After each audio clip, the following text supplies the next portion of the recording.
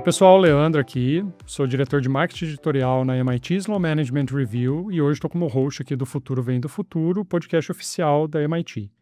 Nós temos aqui o tema dessa temporada, que é uma questão de liderança, não só de tecnologia, e hoje a gente tem mais um episódio que a gente está tirando do ar aqui, colocando aí para vocês, que a gente vai falar sobre o tema de quando a IA entra na mesa da CRO, né?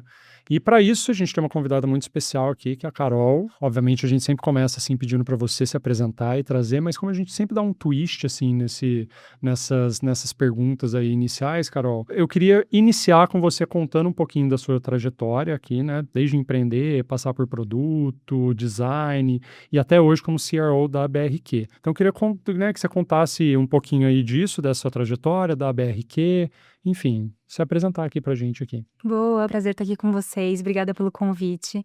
Eu sou a Carolina Kia, muito conhecida como Kia, que é meu segundo nome, mas fica à vontade, porque sempre tem outra Carolina, eu cresci com muitas Carolinas.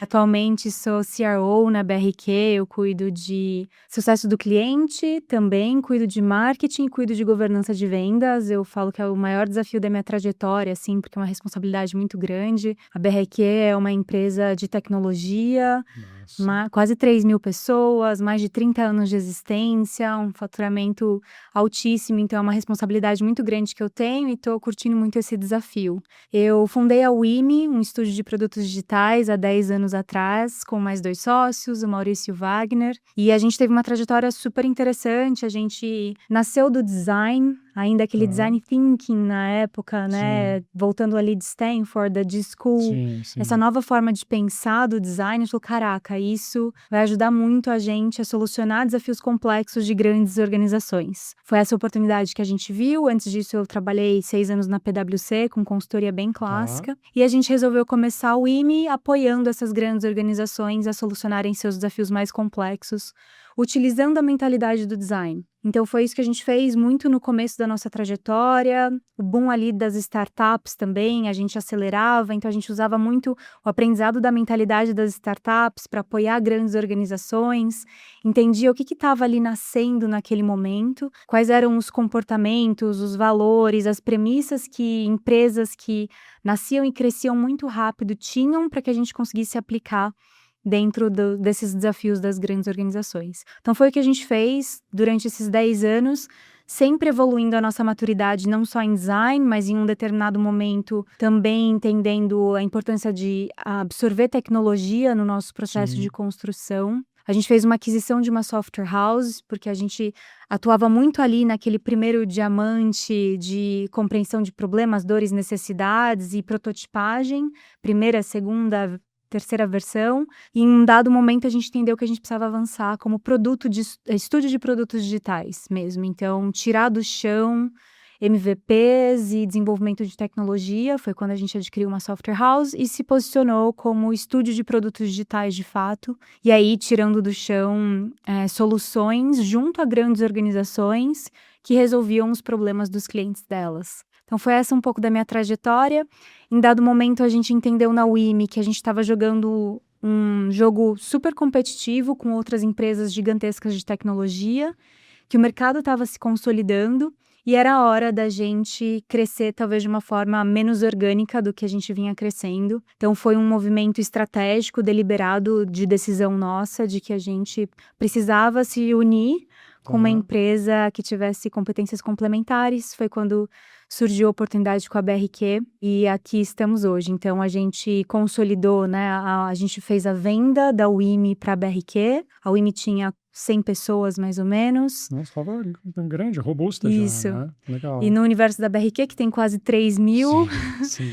Só que foi muito complementar, porque a BRQ é uma empresa muito robusta em termos de tecnologia, dados, inteligência artificial, e a WIMI muito com essa mentalidade de estratégia de produto, visão de produto, e foi por isso que esse match deu tão certo, assim. A gente, obviamente, teve muitas conversas antes, entendeu estratégia, e fazia sentido para as duas empresas se unirem, porque eram muito complementares nas suas competências. Então isso aconteceu em agosto do ano passado, e tinha esse espaço para assumir esse time de revenue, olhando para marketing, governança de venda, sucesso do cliente, que eu dei muita sorte, mas também estava preparada para assumir e é a posição que eu ocupo hoje. Que tem muito a ver com a trajetória também, né? Quando você pensa em design thinking, tudo tá muito voltado a isso, né? Exato, no fim o design para mim sempre foi essa forma de pensar, e a gente pode falar um pouco mais disso, mas que se aplica no fim para todas as áreas, em todas as situações, até na minha vida pessoal. Sim. Então, sem dúvida, contribui demais. Toda essa trajetória da WIMI, hoje, ela contribui muito para o meu papel de CRO na BRQ. E só uma pitadinha, não posso deixar de dizer, tô grávida, gravidíssima. E tudo isso aconteceu ano passado também, então foi uma surpresa muito boa. Foi quase que fechar um ciclo, começar um novo, e no trabalho e pessoalmente também. Então, tô vivendo esse turbilhão de coisas enquanto mulher, líder e profissional. Vários momentos importantes, Carol, Sim. no seu dia a dia aí. Boa. Ô, Carol, vamos lá. Na WIMI, vocês já tinham algum contato? Já estavam utilizando inteligência artificial ou não? Como é que estava o momento de vocês com a IA ali na Sim. WIMI? A WIMI, por ser uma empresa pequena, né? Tá, A gente tinha muita velocidade. legal. Então, eu digo que a gente estava sempre no mais avançado do que existia de tecnologia. E isso também é muito empolgante no meu trabalho, porque a gente Sim. está sempre utilizando o que existe de mais novo em termos de tecnologia, sempre trabalhando com pessoas muito inteligentes, assim. Então, na WIMI, sim, já há mais de 3 anos, a gente já estava fazendo testes, pilotos, utilizando inteligência artificial, muito ali numa base de dados inicialmente, depois vendo como isso estava evoluindo. Então, a gente estava sempre ali no início das adoções de ferramentas. De novo, por ser uma empresa pequena, a velocidade dos indivíduos é quase que a mesma velocidade da organização. Sim. Então, alguém descobria algo novo ali, conseguia compartilhar muito rápido entre todos nós, já a primeira versão do GPT, por exemplo, e pelo nosso tamanho isso permitia que a gente conseguisse utilizar como organização. Então, era muito, muito veloz essa adoção. Então, na WIMI, dando exemplos práticos, eu já, como fundadora, eu tinha um papel já muito importante em marketing e vendas. Assim que surgiram os primeiros modelos de linguagem, a gente começou a entender como que a gente pode acelerar nosso processo de vendas. Tá. Então, as transcrições todas que a gente utilizava, a avaliação disso. Bem no comecinho, a gente tinha lá quais eram as 6 perguntas que eu precisava fazer em toda reunião de prospecção. E essas 6 perguntas, elas já geravam uma transcrição que já alimentava uma inteligência que já saía com uma primeira versão de proposta. Legal. A gente reduziu 100 horas na época, assim, tô lembrando o case de um time de vendas que não era muito grande, por mês, para essa primeira versão de proposta. Então, essa era uma das aplicações, assim, que a gente começou logo no início, quando a gente entendeu o potencial desses modelos de linguagem. E, obviamente, né, essa primeira camada ali de ganho de produtividade foi a que a gente também surfou bastante. Legal. E isso você usando mesmo pessoalmente ali, Eu, pessoalmente, era sua, isso. tá. Com relação ao uso de IA, assim, o que te incomoda ainda, te faz colocar limite, assim? Aí não necessariamente só na jornada da WIMI, mas depois também, hoje, no seu dia a dia pessoal também, o que você acha que a gente precisa evoluir ainda em termos de ferramenta ali? Boa. Eu, pessoalmente, utilizo bastante. Tá. Eu tenho um marido que trabalha com tecnologia e ele tá sempre... Eu sinto que ele tá sempre um passo na minha frente, então eu tô sempre tentando alcançar ele. Tá. Mas, por exemplo, na gestação, pessoalmente, né? Eu usei muito, eu fiz um projeto da minha gestação. E esse projeto, ele contém todos os meus exames, ele tem todas as informações sobre mim, muito de como eu me senti. Então, eu tenho um diário muito detalhado de tudo que aconteceu na minha gestação. E desse projeto, que ainda estava no GPT, até chegar o Cláudio agora em fevereiro, Trocou. né? Mas tem todas as informações e eu me sinto muito amparada ali, até por alguns profissionais, agentes que eu criei, para ginecologista, obstetrícia, nutricionista, personal trainer, tudo ali a partir de um prompt muito refinado para que sempre seja baseado em evidências científicas, me acompanhou. Não substituiu todos os profissionais, eu continuo tendo todos esses médicos, seres humanos reais, mas para algumas coisas mais cotidianas, já posso usar cosmético ou não, posso fazer isso, como que eu adapto esse treino da academia, eu consegui ser muito bem amparada nesse projeto gestante. E o que me incomoda ainda hoje, eu acho que, por exemplo, eu sou uma pessoa que acabo me expondo bastante nas redes sociais, até isso na Wimi era muito importante por conta da captação de leads via LinkedIn. Eu sinto que, acho que chegou uma hora que eu passei um pouco do ponto de terceirizar essa produção de conteúdo, e isso começou a me incomodar tanto para mim quanto a absorção de conteúdos que eu tinha, por exemplo, nas redes sociais, e aí eu voltei uns passos atrás. Então, exemplo, né, às vezes, hoje, não sei, parece que nosso olho acostumou, quando a gente bate o olho num texto e ele foi produzido por IA, a gente já sabe. Tem uma amiga, a Guta, que ela fala que parece que eu tive um apagão, assim, eu paro de ler, porque tem alguns trejeitos ali... Que é dela, né? Que é dela, e a gente, né, e provavelmente isso funcionava muito bem para os algoritmos das redes sociais, mas hoje a gente já entendeu que se tá aqui, tá daquele jeito, foi gerado por IA, e aí meio que descredibiliza. E não necessariamente a pessoa não leu e não tem o toque dela ali, mas parece que perde um pouco de autenticidade. Então, na minha produção de conteúdo, por exemplo, eu tenho evitado essa produção dos textos, eu tenho... Até, por exemplo, semana passada mesmo, precisava corrigir um e-mail que eu estava mandando em inglês.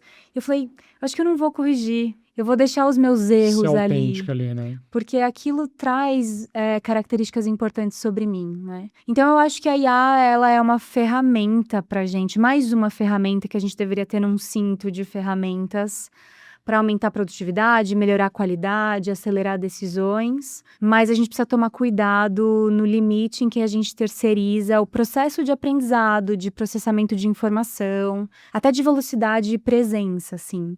Para fechar, eu sou uma grande entusiasta da meditação, da presença, o TEDx Talk que eu fiz fala sobre isso, e eu acho que a gente tem que tomar cuidado, porque senão a gente fica tão obcecado em acelerar nossas atividades, e até a provocação que eu tenho feito, né? Ah, beleza, você ganhou muita produtividade com IA, para onde foi esse seu tempo?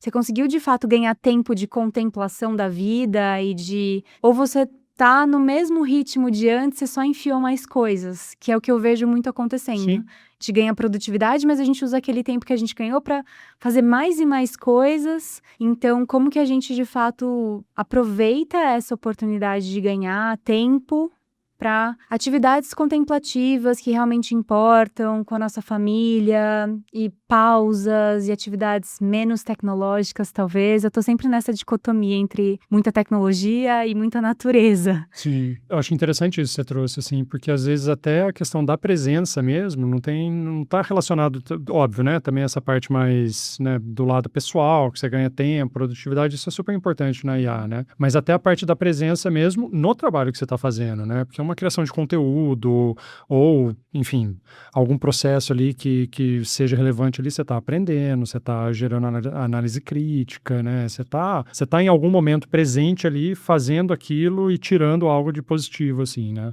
Acho que quando você delega isso muito para IA, talvez você perca aquele momento de aprendizado, até de, né, quando a gente fala do design, né, de um discovery, talvez, ali, de o que seria importante, né, de coisa. Exato, processar aquele aprendizado, né? Que a gente não deixe a inteligência artificial tirar da gente esse processo de aprender. Eu acho que é aí que fica perigoso. Que isso é muito humano, né? Isso é nosso, né? Legal, muito bom. Gostei bastante aí dos insights. Ô, Carol, vamos lá, vamos mudar um pouquinho agora para o seu papel ali como CRO na BRQ. E aí, voltando também falar sobre IA, né? Então, aqui o tema dessa temporada é realmente IA, uma questão de liderança, né? Não só de tecnologia, né? Obviamente, IA é uma tecnologia, mas agora a gente já está tratando num escopo muito maior, né? Dentro das empresas, assim. E aí, não necessariamente o que mudou no seu papel, eu imagino que na mudança da Wimi para a BRQ teve uma mudança ali de papel, talvez ali, né? Não sei se necessariamente nas responsabilidades, talvez no nome ali, né? Mas o quanto que a IA está impactando em você como CRO, assim. Se você puder dar um contexto, assim, o que é uma CRO ali, o que significa uma CRO dentro da BRQ, porque às vezes a gente conhece a sigla, sabe? Chief Revenue Officer, mas e aí, né? O que isso significa de fato ali na operação, né? Então, só me dá um panorama, assim, conta pra gente um pouquinho, assim, desse panorama de IA, CRO, e o que está mudando ali para você ali, mudando ou alterando, ou impactando, né, no caso. Legal. A BRQ é uma empresa de tecnologia, então ela nasce 30 anos atrás, mais de 30 anos atrás, e aí já vem bastante da minha admiração, porque uma empresa que existe há mais de 30 anos precisou se reinventar muitas vezes, né? Então, por ser de tecnologia, ela tem bases muito sólidas de infraestrutura, de cloud, dados, inteligência artificial. Então, naturalmente, já é uma empresa que está sempre surfando o que tem de mais novo. Já tem a base ali. Isso. Mesmo que ela não tenha a velocidade que a WIMI tinha, por exemplo. Na BRQ, os pilotos acontecem um pouco mais recortados primeiro antes de escalar para uma organização inteira. Mas falando do meu papel de CRO, quando a gente pensa em revenue, a gente pensa em receita. Então, tudo que é geração da receita da BRQ acaba sendo olhado e cuidado pelo meu time. Então, toda a parte de marketing, desde nossa estratégia de go-to-market, que é muito baseada em eventos, thought leadership, account-based marketing, olhar para as contas estratégicas que a BRQ tem. Então, a BRQ tem hoje mais de 100 clientes, a gente tem as contas priorizadas por tiers, a gente tem estratégias baseadas em contas. Legal. Toda a parte de governança de vendas, então a BRQ tem um time enorme de vendas, que não responde para mim, fica conectado aos líderes das BUs, das unidades de negócio, e eu olho para eles muito como meus clientes. Então, meu papel é garantir que as rotinas estão acontecendo, que eles estão tendo as ferramentas que eles precisam, que a gente está conseguindo acelerar o processo deles de construção de propostas, que a gente gera artefatos para eles se relacionarem de forma muito estratégica com os clientes. Tá. E o terceiro pilar é o sucesso do cliente. Então, é como se o revenue olhasse para essa jornada completa, assim, dos clientes, né? E, naturalmente, quando a gente pensa em IA, quase que está em tudo que a gente faz. Então, as nossas ferramentas hoje, elas já têm IA embarcada, né? E eu acho que a gente começa, todos nós, a gente começa utilizando muita inteligência artificial num âmbito de ganho de produtividade, ali na linguagem, né? Então, vou transcrever, vou organizar essa informação e vou usar a base de dados para melhores decisões, por exemplo. Então, a gente começa isso enquanto indivíduo e isso transborda para time ou para organização. Acho que o desafio que a gente tem hoje, por exemplo, dentro do meu time, é como que a gente cria quase que um segundo cérebro. Sim. Com toda essa informação que está sendo gerada. Então, acho que individualmente todos nós aprendemos muito bem a utilizar a inteligência artificial, mas como a gente começa a compartilhar isso mais entre nós, né? Então, por exemplo, os projetos da BRQ já têm essa base de dados consolidada sobre o cliente e sobre o que está acontecendo para acelerar o projeto, ganhar eficiência e gerar melhores decisões, né? Os agentes, a gente já tem visto essas squads híbridas que têm pessoas e agentes. Então, isso olhando para a BRQ, atuando com os clientes. E olhando para dentro do nosso time, é esse momento que a gente está. Exemplos práticos, a gente passou por um rebranding agora, então foi o primeiro grande projeto que eu assumi enquanto CRO da BRQ, de reposicionar, mudar o logo, e foi super ousado, assim, eu fiquei bem feliz com a autonomia e o espaço que eu tive. Então, todo o processo da estratégia do rebranding é uma metodologia autoral que a gente tinha já na WIMI, que a gente aplicou para a BRQ, que tem algumas etapas, e nas etapas a gente usou muito aceleração com AI. Então, personas sintéticas para compreender um pouco melhor, além das entrevistas em profundidade que a gente fazia, como que a gente usava personas sintéticas de AI para acelerar a compreensão do que as pessoas achavam sobre a marca. E aí, isso, dados que vocês tiravam, desculpa, só para dados que vocês tiravam ali dos clientes, colocavam nessa persona sintética e daí vocês usavam elas para testes, para, enfim, pra obter novas informações, é isso? Isso, nesse momento de exploração e pesquisa, Legal. A gente fez tanto entrevistas com pessoas reais, então ali numa abordagem de entrevistas de profundidade, que é muito do design, mas a gente também utiliza AI para ela simular opiniões a partir de um perfil que eu desejo coletar mais informações. Então, eu falei, por exemplo, eu pessoalmente falei com 12 CTOs, são clientes importantes para a BRQ, mas também simulei algumas personas de CTOs via AI para extrair um pouco mais de informações. E é a riqueza dessas duas coisas combinadas, não é só um e só outro, né? E esse é um exemplo da parte da jornada. Quando a gente lançou um novo logo, que é um outro desafio, a gente tudo que estava na mão de marketing está ali na mão de um time de 20 pessoas, show. Mas escalar isso para uma empresa de 3.000 é um desafio enorme. E eu falo que eu sou muito detalhista. Então, assim, imagina você atualizar materiais de dezenas de anos de uma organização que tem 3.000 pessoas e cada PowerPoint que surge, ele vira já uma linha paralela ali do Loki, né? Que vai surgindo, assim, bizarro. Então, para escalar tudo isso, a gente precisou de muita AI. Então, a gente tem, por exemplo, um agente que gera imagens a partir do nosso tom de voz e a partir do que a gente quer passar de mensagem. Então, eu tô ali num relatório para o meu cliente, eu quero colocar uma imagem de alguém do agronegócio. Tem toda uma estética que eu preciso manter para que aquela imagem seja coerente com o nosso branding guide, com o guia da marca. E essa imagem é gerada já por IA. Ela é gerada por IA, por um agente que a gente desenvolveu, que nós de marketing desenvolvemos. E qualquer pessoa da BRQ hoje que quer fazer uma imagem, ela não vai pegar uma imagem de um banco de imagens, porque eventualmente vai estar fora do padrão de cores, vai estar fora do que a gente quer. Então ela já consegue gerar por AI. A gente tem o nosso design system, que também permite que as pessoas gerem PowerPoints, templates.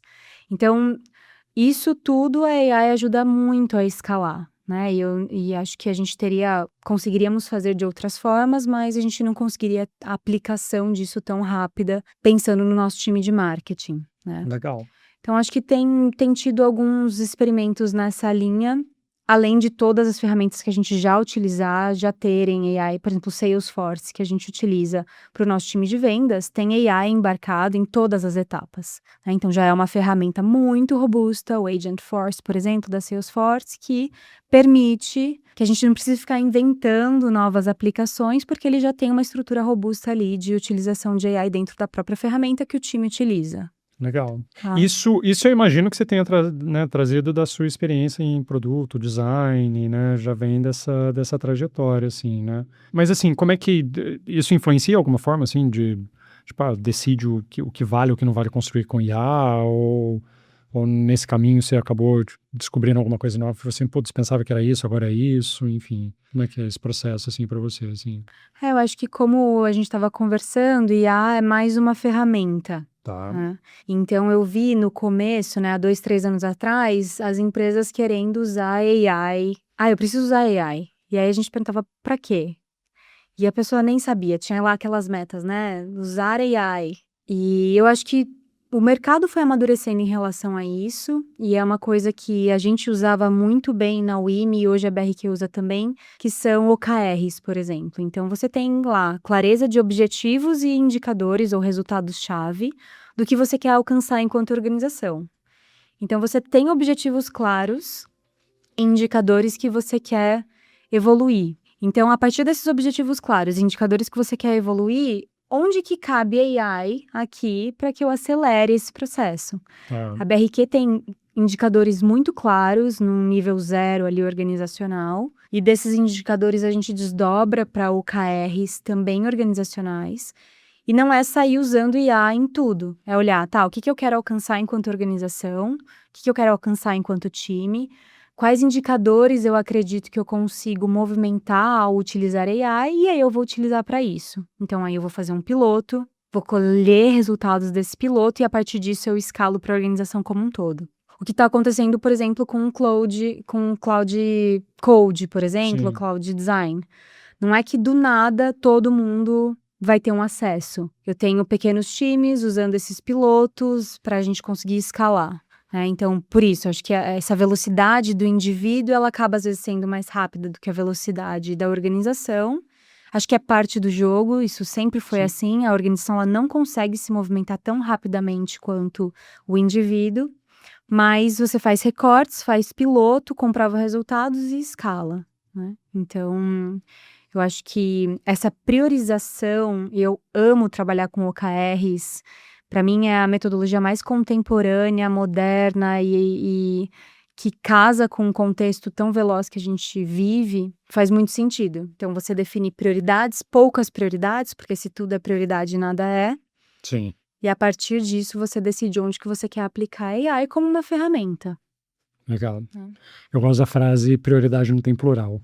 Eu acho sensacional essa frase, assim, porque muito realmente bom. é bem no foco ali, né? Bem, então você traz aí pra gente uma premissa, e eu acho que isso tem que ser falado, assim, porque às vezes o óbvio a gente tem que repetir várias e várias vezes, né?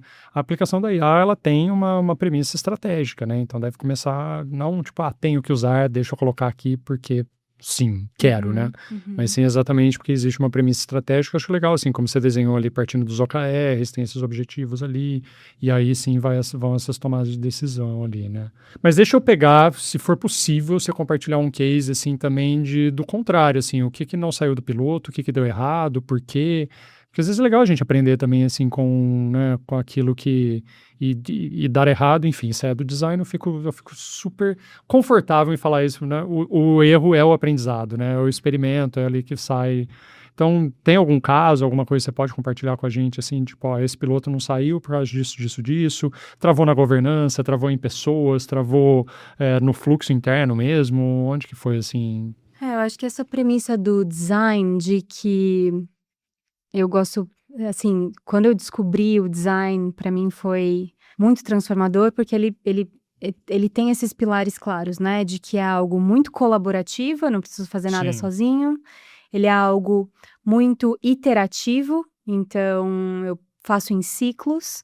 E ele é algo muito centrado nas pessoas. Então, eu estou partindo de dores e necessidades para criar algo. Dores e necessidades do negócio, dores e necessidades do meu cliente, e a partir disso que eu vou pensar na construção de algo. Esse segundo pilar, que é de iteração, eu acho que ele é esse ciclo, né, que não é interação, mas é iteração, de fato, esses ciclos que estão dando errado o tempo todo e a gente está ajustando rota. Eu acho que a BRQ tem tanto cases que depois vocês podem encontrar pensando no cliente final, onde IA foi muito utilizada ou eventualmente não foi. E olhando para dentro, a gente tem aplicações que não fizeram tanto sentido mais. Quando eu penso até, por exemplo, em utilização para transcrições, né? Tá. Eu acho que o que é interessante da IA, e eu até vi uma imagem esses dias, é que antes a gente falava, começa muito pequeno, né, e vai iterando. Eu acho que hoje o que a gente tem de possibilidade com o Claude, por exemplo, Code ou Design, ele já começa uma bazuca, já começa algo muito robusto, e depois você vai refinando e tirando as coisas. Eu acho que isso muda, inclusive, o processo de construção de produto digital que a gente aprendeu e que a gente vivia.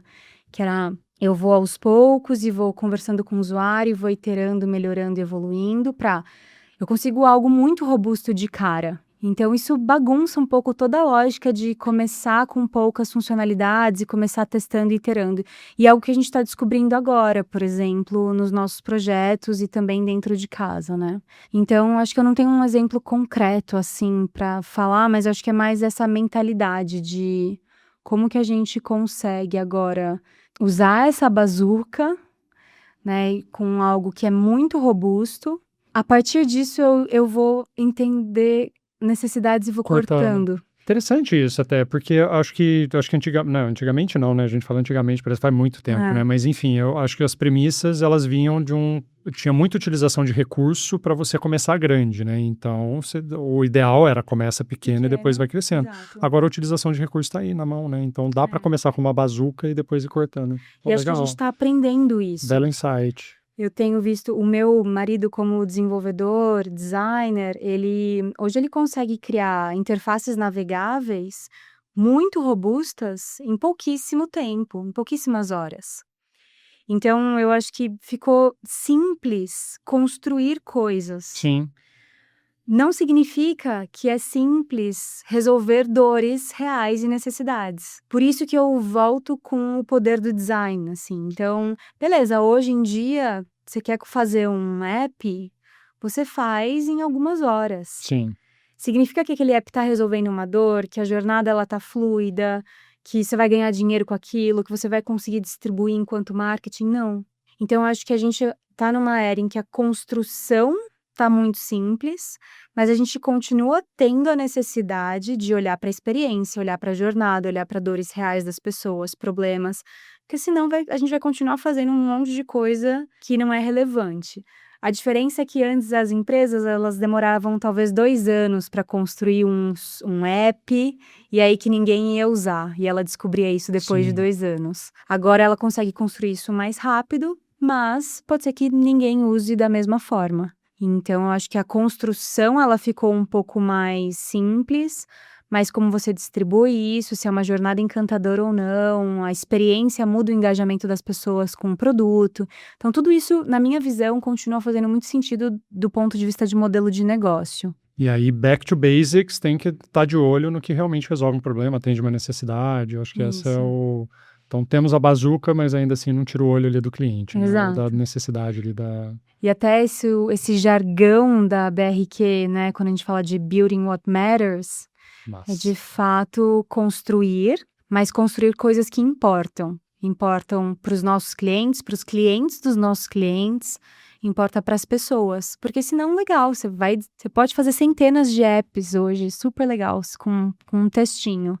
Mas importa para alguém? Se não importar, ninguém vai usar. E aí é só algo que foi ali construído, gastou bastante energia, tempo e ninguém vai usar.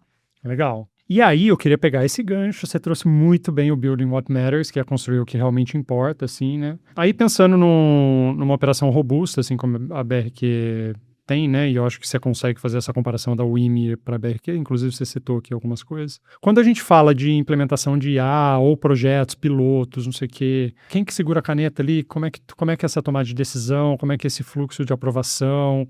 Como é que está isso na sua experiência, né? E aí, trazendo até a sua experiência ali, né, dentro do seu escopo de trabalho também, mas também o que você tem visto no mercado, assim. Conta um pouco pra gente aí isso. Uhum.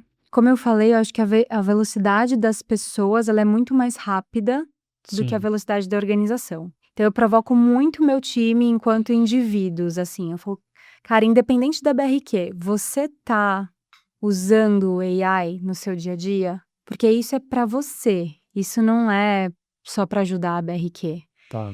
Eu sempre falei para as minhas amigas e para quem me pergunta, falo, cara, minha empresa ela não me dá acesso ao GPT, você precisa ter o seu acesso pago. Você sempre investe ali os 20, $25 mensais para você conseguir se desenvolver enquanto ser humano. Então, naturalmente, a velocidade das pessoas é mais veloz, é mais rápida, maior do que a da organização.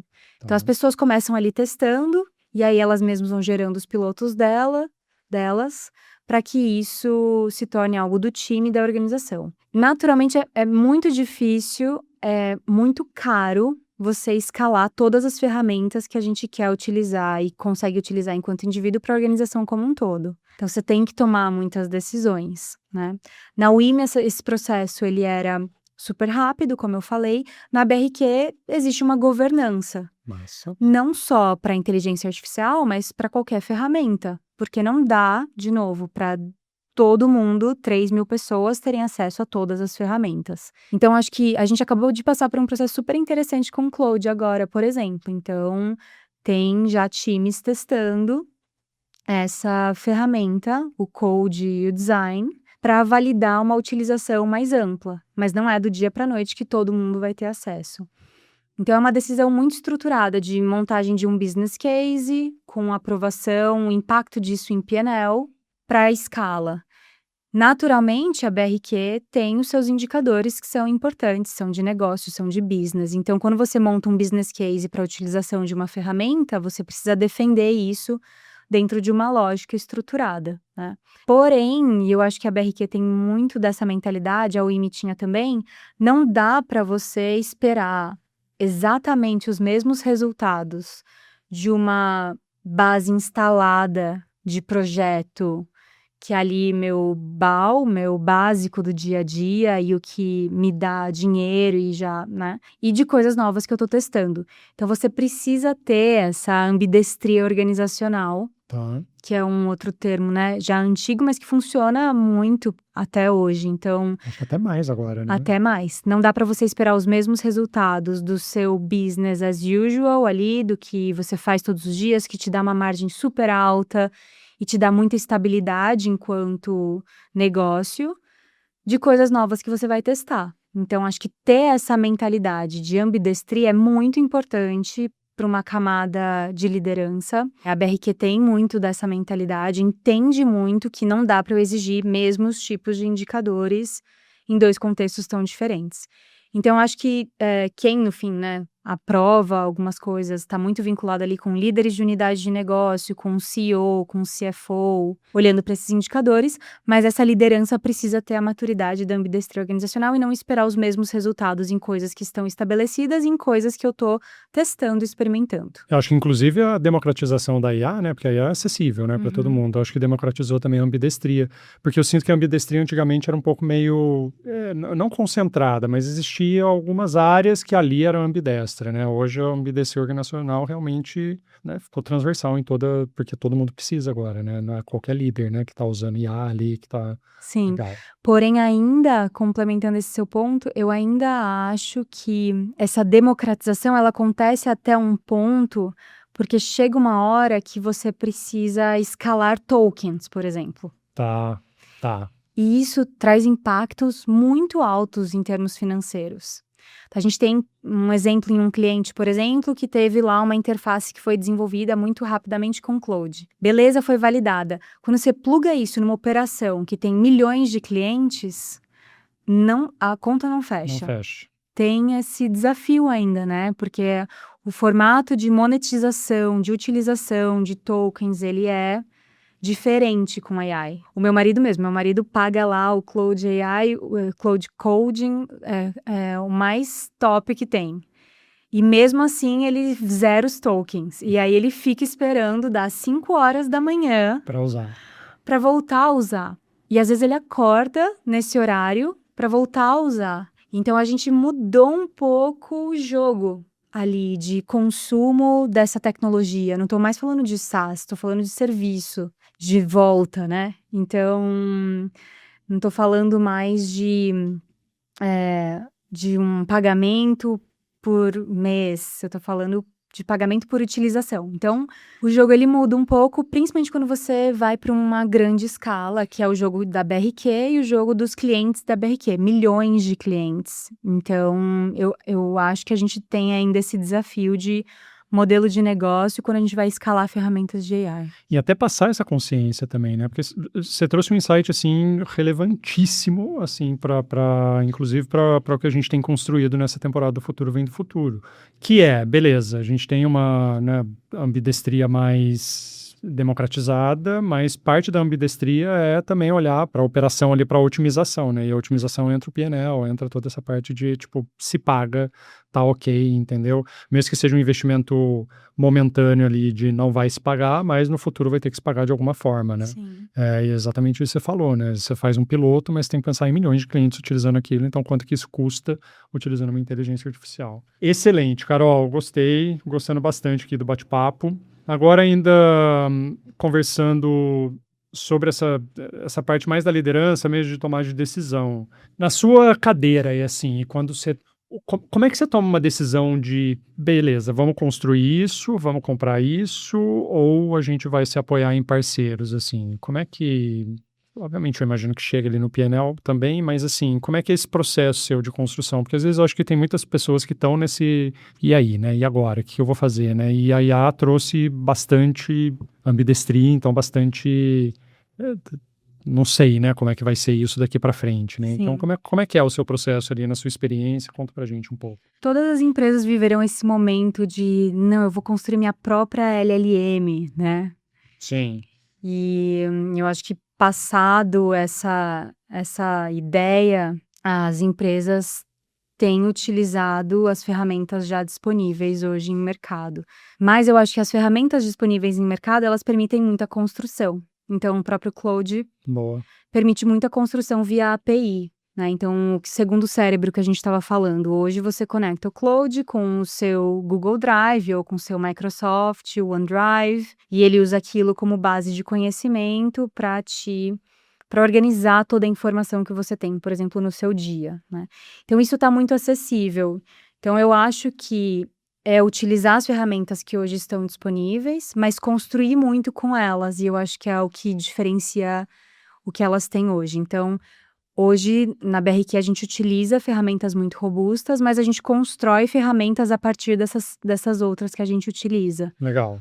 Né? Então, muito via API, muito via todas as integrações que essas ferramentas permitem hoje. Eu gosto muito de usar ferramentas que já estão disponíveis no mercado. Então, no nosso time de marketing, por exemplo, e para governança, a gente usa 2 ferramentas de automação, de prospecção e jornada de captação de leads, por exemplo. Tá. Eu até poderia hoje desenvolver algo nessa linha, mas eu gosto de utilizar essas 2 ferramentas que já estão muito recortadas e muito específicas para essa necessidade. E customizáveis, acredito eu, né? E muito customizáveis também. Então, eu sinto que elas estão evoluindo. Eu acho que esse é um bom indicativo, assim. Você sente que essa ferramenta que você já utiliza hoje está evoluindo o suficiente na direção da AI? E se isso tá acontecendo, eu acho que dá uma paz de que eu não preciso construir nada que é meu. Mas, de novo, eu acho que a construção das coisas, ela ficou muito mais acessível hoje. Dando exemplo do meu marido, de novo, ele tá construindo o próprio app dele para aprender idioma. Ó. Né? Então, Uso pessoal ou ele uso vai pessoal. colocar? Legal. Uso pessoal para aprender ali, testar algumas coisas com o Claude. Então, ficou muito mais simples essa construção. E aí a gente volta para aquele ponto. Então, se tá muito simples construir coisas, como que eu me diferencio? E para mim, essa diferenciação é experiência, jornada e centralidade nas pessoas. Muito bom. Vamos lá, que a gente está caminhando para o fim, mas antes da gente caminhar para o fim, não tem como a gente não falar de pessoas nesse processo todo, né? E aí eu queria saber como é que foi a sua experiência de comunicação. Tudo bem, né? Você trouxe que já nasceu meio, né? A WIMI e a BRQ já tem a tecnologia já dentro da cultura, né? Mas ainda assim, eu acho que toda vez que chega uma tecnologia nova, imagino eu, né? Pelo menos eu parto dessa premissa, que é dar uma assustadinha ali, né? Dependendo, né? Empolgação e susto, né? Acho que tem os dois ali. Como que foi? Como que você lidou com isso? Teve, não teve? Como é que entra as pessoas, assim, nesse sentido, assim, sabe? Na sua experiência?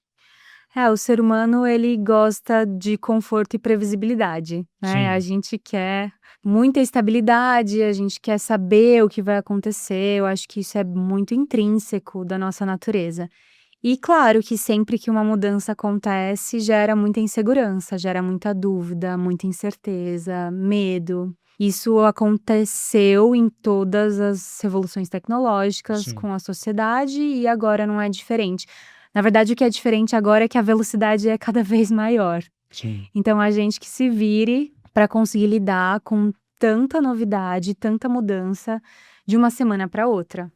E o que eu gosto de pensar sobre isso é que é natural a gente sentir medo, é natural a gente sentir receio e a gente precisa falar sobre isso. Quando eu penso em ganho de produtividade, por exemplo, eu dou esse driver para o time. Naturalmente, eu sei que meu time está pensando que, nossa, a gente vai ganhar produtividade, então vamos ser reduzidos, Sim. né? Porque, no fim, se eu estou ganhando 30% de produtividade, significa que eu posso ter 30% de pessoas a menos?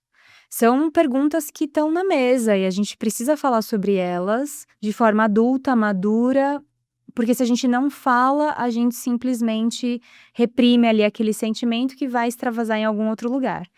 Então, acho que nós, líderes, a gente tem um desafio muito grande de conseguir falar sobre esses temas de forma acolhedora, conseguir dizer que a gente também não tem todas as respostas e conseguir provocar os nossos liderados no sentido de, cara, você precisa evoluir, eu não sei também o que vai acontecer.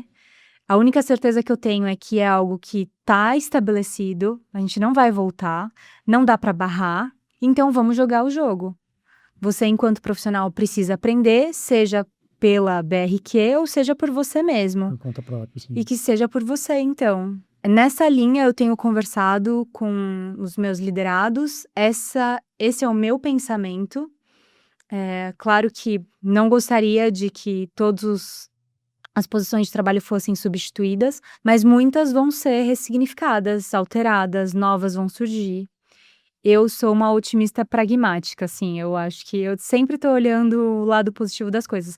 Já que não dá para parar, não dá para fazer com mais calma o avanço da tecnologia, vamos jogar as regras do jogo que estão dadas. Muito do meu próprio trabalho de análise de dados, de reflexão em cima daquilo, de montagem de estratégia, o próprio GPT consegue fazer muito bem por mim. E aí, onde que eu me diferencio nisso? Né? Na análise mais crítica, de fato, em conseguir conectar o que nem sempre é dado, que está à disposição, né? Um pouco da minha experiência histórica, a parte de relacionamento humano, que é muito político. Então, às vezes, o dado tá te dizendo algo muito obviamente. Mas se você não tem um capital político de convencimento, de explicação, de deixar aquilo claro, aquele dado, ele nem vai, aquela decisão, ela não vai ser seguida. Então, eu acho que a gente tem muito, enquanto ser humano, assim, dessa capacidade que a gente volta lá para o começo, de passar por esse aprendizado de forma a se preparar muito bem para usar os dados e as decisões da inteligência artificial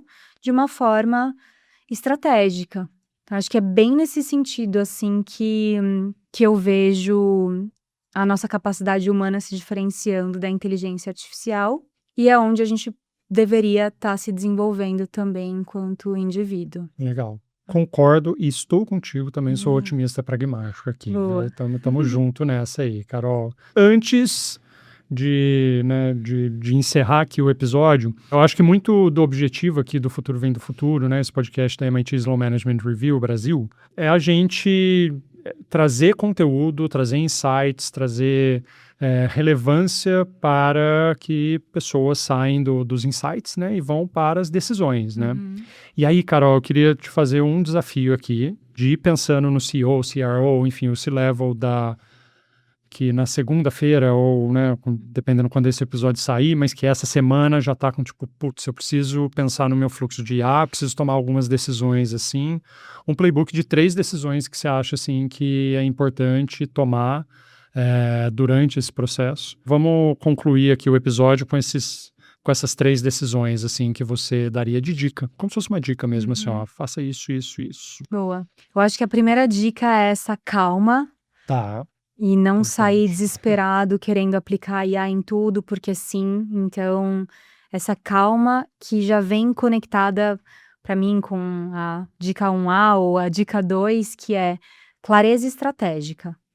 E isso independe de AI ou não. Se a estratégia não está clara, se o caminho para onde eu vou não está claro, não está bem estabelecido, qualquer lugar serve. Então, pode ser via OKRs, que são essa clareza do que é prioridade, pode ser via indicadores, mas você precisa ter uma direção de qual ponteiro você quer mexer. Legal. E aí a terceira dica, que já é partir para de fato essa implementação, é ter na mente essa ambidestria que a gente comentou. Então, eu não vou sair aplicando em tudo de uma vez, eu vou entender onde que aquele objetivo, aquele indicador que eu quero mexer pode ser impactado e vou fazer um teste, um piloto, sem exigir os mesmos indicadores do meu business estabelecido, mas onde eu posso testar, ousar, errar um pouco, abrir mão, talvez, de alguma margem, eventualmente, para testar e validar, e aí sim eu jogo para o meu business estabelecido.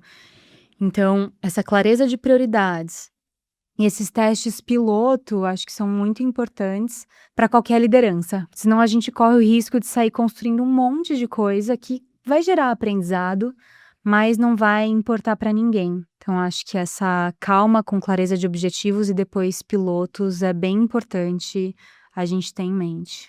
Excelente, excelentíssimo. Então, você que estava aí escutando ou assistindo aqui o podcast, guarde essas 3 dicas da Carol. A gente tem um presentinho aqui da MIT Sloan Management Review Brasil, agradecendo a sua participação com a gente, tá?